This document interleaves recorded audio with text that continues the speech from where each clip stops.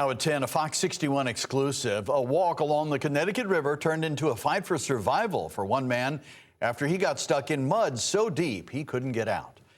Thanks for joining us for the Fox 61 News at 10. I'm Brent Harden. He was nearly 4 feet down before firefighters found him. Fox 61's Tim Latow shows us the unusual rescue and tells us why firefighters say this is one riverbank you don't want to mess with. An afternoon walk along the Connecticut River went downhill fast when a man started sinking in thick mud. He left his phone on land, so it was more than an hour until firefighters found him nearly 4 feet deep in mud. The gentleman decided he was going to go out walking by the bank of the river during low tide, sank into his waist. The Middletown South Fire District only found the man as they were doing a weekly inspection of their fireboat. The crews used to calls along the Connecticut River. Many times the challenge is water, sometimes ice. But mud? That was a first for firefighter Cody Dudek. He hoped tossing a rope to the stranded man would be enough. A little bit of pulling showed that we couldn't really get him out from the shoreline. The man didn't budge. That muddy riverbank in late August is thicker than split pea soup. Firefighters Michael Cortezzo and Dudek took one for the team and suited up in their thick, multi-layered exposure suits. And those are typically used for ice rescues in the dead of winter, not an 83-degree summer day. To make sure that we ourselves weren't sinking, to find some stable ground and build a little bit of bridging together using backboards and logs. It took 15 minutes just to reach the stranded man, then it was another 20 minutes of pulling and stretching to get him out of the mud. It was a lot of pulling and rest periods, where we would get him out a few inches and then we'd have to stop. Firefighters got the man out safely and uninjured. He was taken to the hospital as a precaution. What would have been a relaxing Friday on the river ended up as a struggle of man versus earth. Moss says it's easy to avoid being in that man's sucked-off shoes. Stay to dry ground, and when in doubt, don't go near the wet stuff. And while firefighters say the best way to prevent getting trapped is to avoid questionable areas, if you do happen to get stuck, the best advice is to lean back and to wiggle your legs slowly to allow those pockets to fill with water. The big rule is never to panic because quicksand is denser than you are. In Middletown, Tim Latow, Fox 61.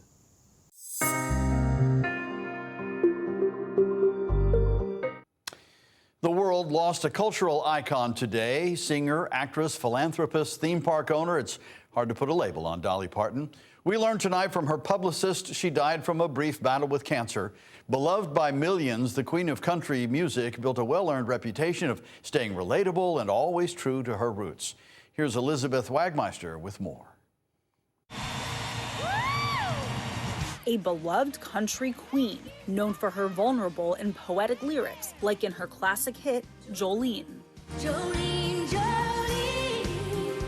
Dolly Parton's music was as popular as her bold style, composing and performing booming anthems like 9 to 5 that resonated with office workers everywhere. Pour myself a cup of ambition. She ranks among the most successful country recording artists of all time, with nearly 50 albums and more than 25 #1 hits. A superstar who often sang about her humble small-town Tennessee roots. The fourth of 12 children, she started singing hymns in church.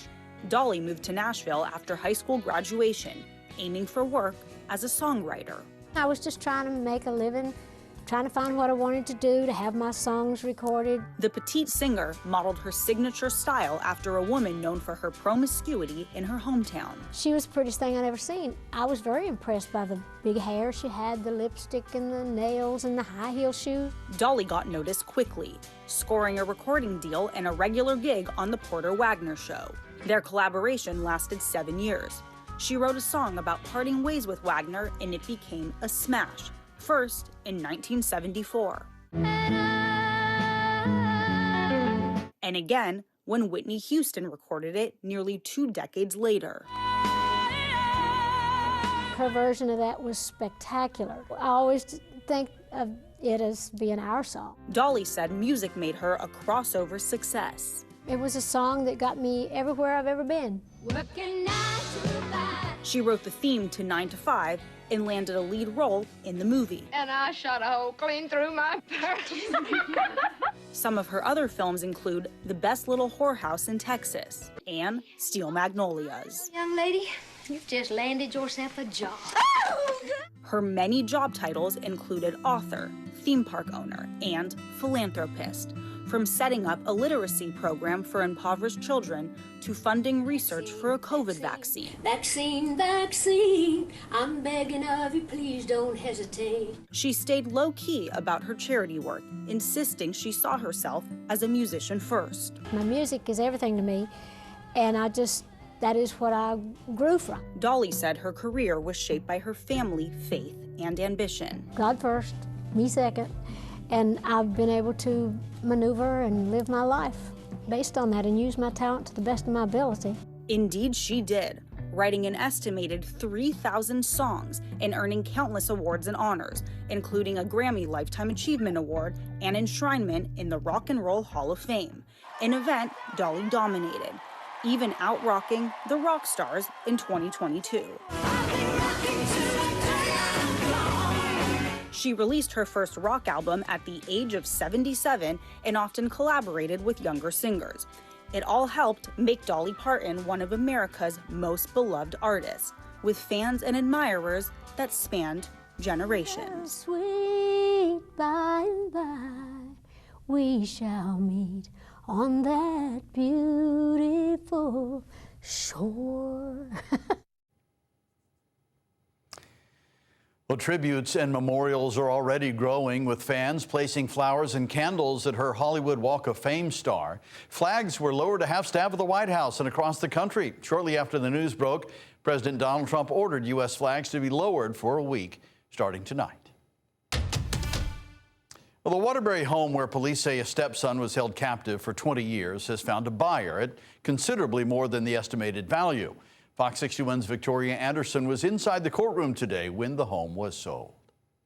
This boarded-up home on Blake Street is one step closer to being off the market. Locals I spoke to said they're hoping to see big changes come to this house after everything that has happened since the fire in 2025.